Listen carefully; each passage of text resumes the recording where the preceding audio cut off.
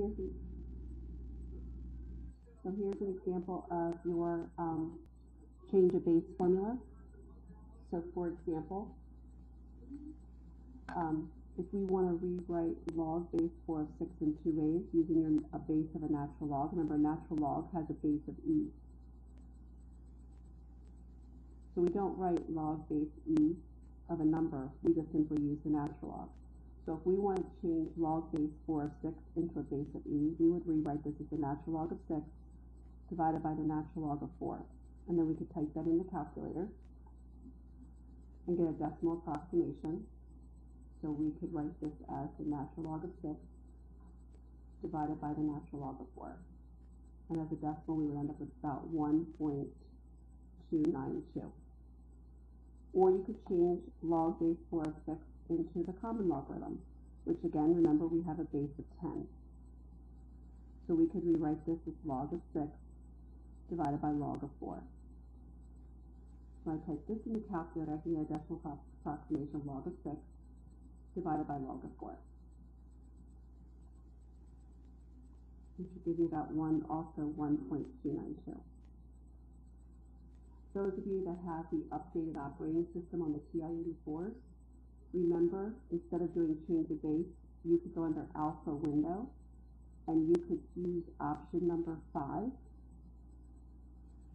which then you can actually type in the base you want. So again, you've got a base of 4, so log base 4 of 6. And then you also get the 1.292. So you have a couple different ways you can evaluate the logarithms. So here's some examples using your properties of logarithms. So again, expanding these out. So again, you have a product in the numerators. Remember your product property of logarithms. So we can rewrite this as log base 5 of x plus log base 5 of y. So that's your numerator. Well, now remember your division property of logarithm says you can rewrite this as a subtraction.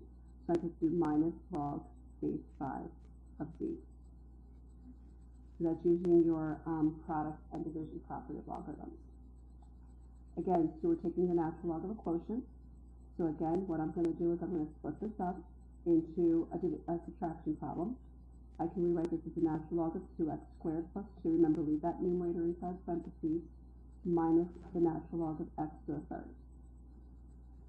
I can then apply my power property of logarithms using the 3 as the coefficient of natural log of x.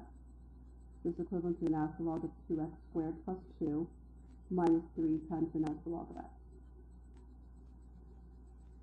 Anytime you're dealing with logarithms and radicals, you want to change them into fractional exponents. So remember, the square root is equivalent to the fractional exponent of 1/2. So I can rewrite the natural log of the square root of x over y to the third as x divided by y to the third raised to the 1/2. Now let's start applying the properties of logarithms. So the first property we need to use is your product property. So I'm going to move the 1/2 as the coefficient. The 1/2 times the natural log of x over y to the third. Now I can apply my quotient property of logarithms, so I can rewrite this as a subtraction problem. So 1/2 times the natural log of x minus 1/2 times the natural log of y to the third. One more property we can use your power property of logarithms, and we can multiply 3 times 1/2. So your final answer would be 1/2 times the natural log of x minus 3/2 times the natural log of y.